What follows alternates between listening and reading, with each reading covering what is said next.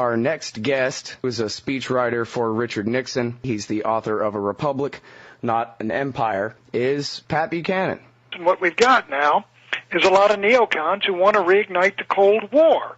I think they're unhappy the last one ended. They need an enemy. When you write that, hey, what's going on here with America's conflict over Georgia and conflict with Russia here is America's doing, not Russia's doing, that we've picked this fight, not them. I think people hopefully will tune their ears in and really listen to what you have to say. So why don't you just go ahead and tell us what you think is going on here in the general sense. What's happened with this conflict over Ossetia? What happened was that when Georgia broke away in 1991 from the Soviet Union and was independent, South Ossetia and Abkhazia, which were pretty much consolidated into Georgia by Stalin, they broke away themselves and wanted to declare independence or autonomy. They didn't want to be part of Georgia, which is understandable, and both succeeded to some degree.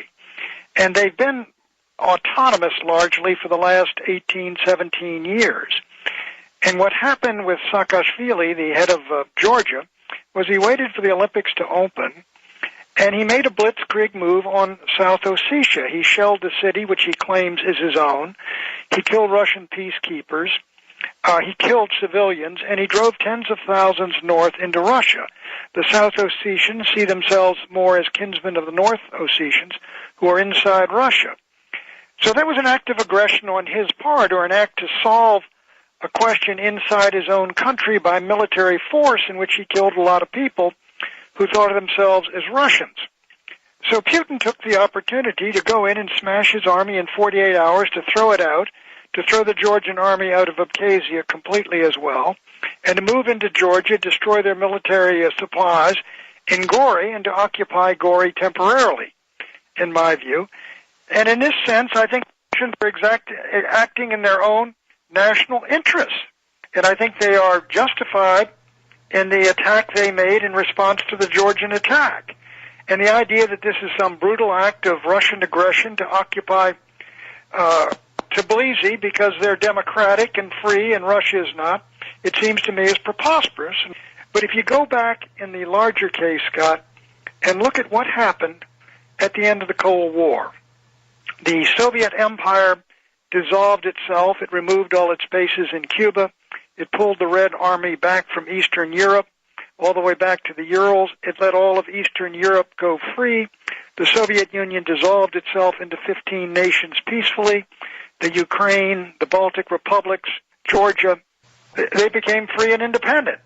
And so what happened then is that at that point the United States began slowly and then more rapidly moving its own military alliance right onto Russia's doorstep and into her backyard. We brought 6 Warsaw Pact nations into NATO and 3 former republics of the Soviet Union. We've been trying to bring in Ukraine and Georgia. We built a pipeline to cut Russia out of the oil of the Caspian Sea and Central Asia, which had been their oil, and to transfer it across Georgia to Turkey and cut them out of the action. We put an anti-missile defense system in Poland. We orchestrated these so-called color-coded revolutions in Serbia, Ukraine, and Georgia to dump over governments that were friendly to Moscow and implant governments friendly to us. And quite naturally, the Russians began to say, what are we getting out of this deal? We were supposed to be friends of the United States.